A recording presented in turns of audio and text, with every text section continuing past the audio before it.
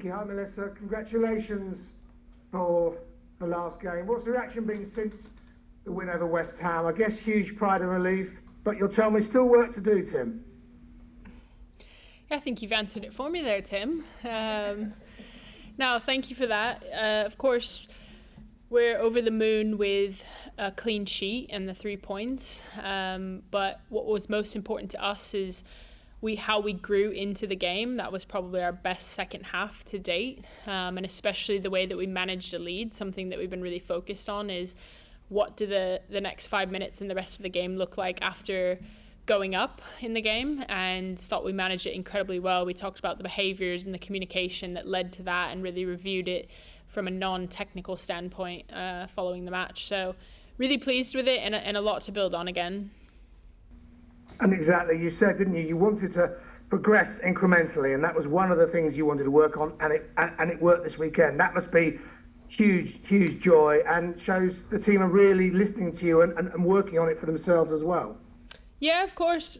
It's a hungry group. There's no doubt about that. And that's what we said we had to be. We had to be hungry, humble, hard-working group on the weekend. And if we continued to maintain focus on our performances, we're going to put ourselves in the best position possible. And we did just that on Sunday. So it wasn't the nicest of games to watch. It was a bit scrappy and not as much football played as there was in other games, in the likes of Spurs or games previous to that. But at the end of the day, we showed the grit and the resilience to get the job done. And, you know, like I said before, incredibly happy with the clean sheet.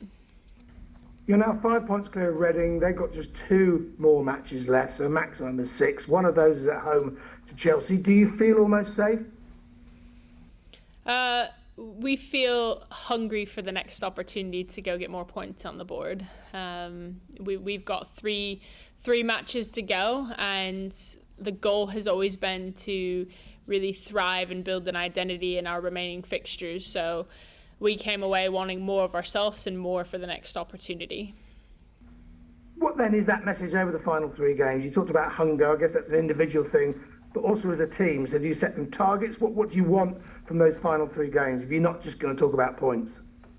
To be fair, no. I mean, we've addressed points. We looked at how many we felt was the minimum requirement to put ourselves in a good position. And that was something that we then looked at yesterday in our match reflections and reassessed of now we've got 3 remaining fixtures and we've created a little bit of separation. There's still work to be done.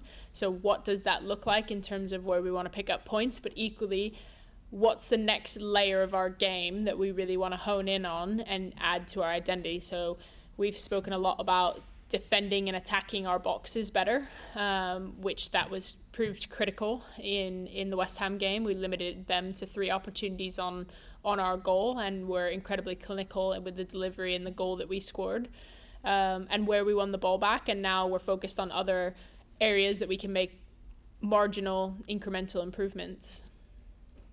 So Arsenal tomorrow, I'm not suggesting you can relax now, but do you feel you can relax more going into this game after the West Ham result? Does it give you more freedom to play your game, give it a go? I think we've spoken, even, playing the likes of United in the first game that I was here, that we perform our best when there's less pressure on us, and that if we can remove the pressure on us and just focus on the performance, then that will put us in the best position possible. And look, everyone's up for a game, a night game, 7:30 kickoff at home against top of the table teams. Of course we're going to be up for the game, but we just want to focus on where we get better match to match rather than putting any pressure on needing points from any game in specific. Finally, for me, it's a huge game for Arsenal, isn't it? That play into your hands a little bit.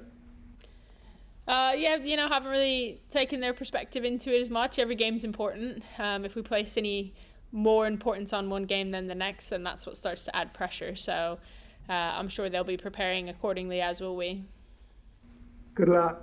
Thank you. Well done. Thanks, Melissa. Dan? Hi Mel, hope you're well. Hi Dan.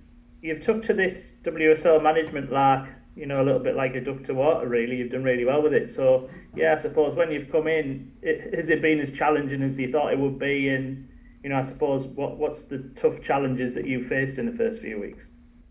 It's a great question. Yeah, look, the league is incredibly difficult one to play in because it's so competitive from top to bottom. Obviously, as much as there is a race for the title, there is a race to stay in the league. So every game is going to prove competitive. And obviously, you see a lot of really large score lines amongst many games. And that's something that I think we're going to take a lot of pride in making sure that we always make games competitive, and that's certainly going to be the focus throughout the remaining fixtures, but equally leading into next year and how we want to build our identity is we want to make sure that we always keep ourselves in the game. Sometimes that looks like 5-4 or 3-2, but we're hoping that it's more competitive games such as the 1-0 result on the weekend. And obviously, since the United game, Arsenal's probably the toughest opponent you've faced. So it feels like another kind of good marker to kind of assess where you are at the minute. You know, I suppose, what are you hoping to see from your side tomorrow that we maybe didn't see against United on day one? Yeah, it's a completely different challenge, to be honest, especially given where Arsenal are at.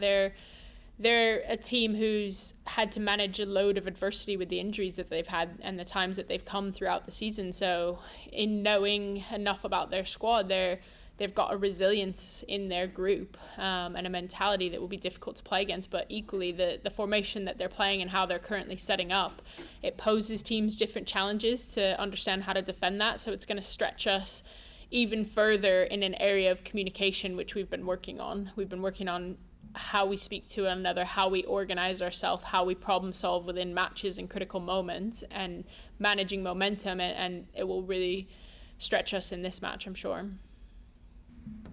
Thanks, Mel. Best of luck tomorrow night. Thank you. Thanks, Dan. Emma? Hey Mel, nice to see you. Hello, Emma. Likewise. Thank you. Yeah, you sort of touched on this, but just to be a little bit more specific, 7 points from the last 4 games. Certainly from the outside, it feels like a bit of a turning point. Does it feel that way sort of within the squad as well?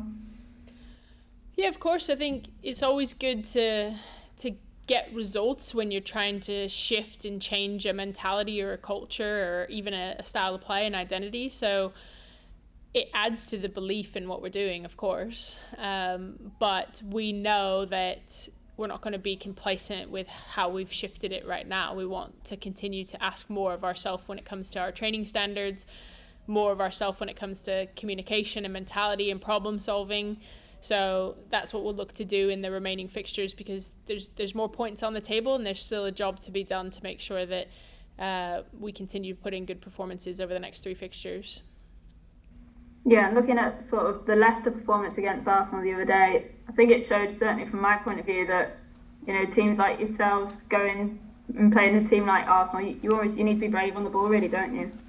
Yeah, and look, obviously seeing that game as well, I think Leicester did an excellent job out of possession to really rattle Arsenal. They made sure that there was continuous pressure on the ball, and that's a formidable work rate when you're not in possession for large spells of the game. And so I think that they did a good job to keep that game quite tight. And yeah, you do have to be brave on the ball. That's something that we've discussed. Equally, you have to, where you win the ball back and where you transition into the opposition half or final third, you have to be clinical. And that's something that we're focused on in terms of being calm, being precise on the ball.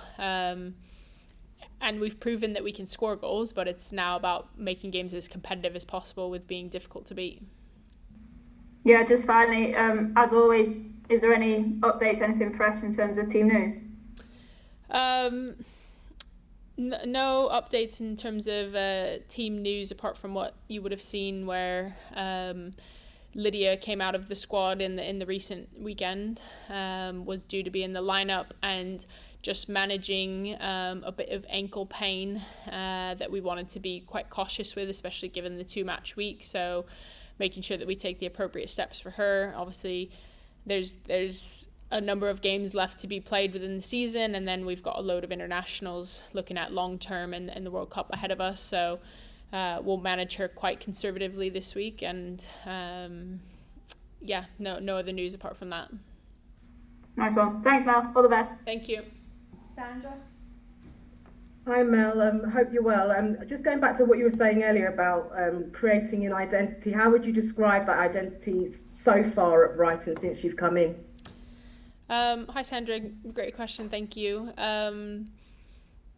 Yeah, the identity at Brighton, how we described it on day one would be the Brighton of the past was one that teams feared coming to play because it wasn't going to be an easy result either way. It was going to be one that is an incredibly difficult team to break down, an incredibly difficult team to play against. And we really then looked at what are the behaviors and actions that define that, what makes us hard to play against, what makes us difficult to break down, looking at final third entries, how we defend our box, where we press a bit higher up in the field.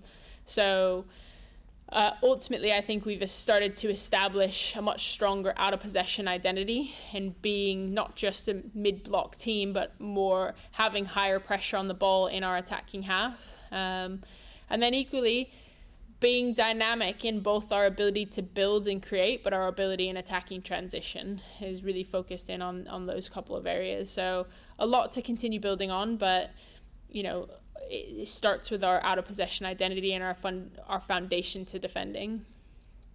And obviously, as Emma and others have mentioned, the record has improved considerably in terms of the results since you've come in, and also just in terms of multiple goal scorers. Is it 5 different goal scorers across the games, the results you've had so far? How do you feel about that? And where would you like to see things go in terms of the attack and goals for Brighton going forward? Yeah, it's a great problem to have as a coach, isn't it? I think, you have Kaylee score in the recent game. In previous to that, you've got Lee and Terry scoring. Terry scoring a couple of goals in the game previous. Robbo and V on the board. DC on the board earlier than that. So you've got everyone who's rotated through that attacking unit, finding the back of the net, and with Robbo Katie Robinson finding a number of assists in these moments as well. So it's a great position to be in. It's difficult who gets on the field and how we choose a team. There's very fine margins to that. So it's fantastic to see that side of it. And I think we've got even more coming from deeper positions as well, whether it be on set pieces or our fullbacks getting involved in the attack. So it's nice to see us producing on that side of it. And like I said, we just want to make sure that we are competitive in the moments after we've scored goals as well.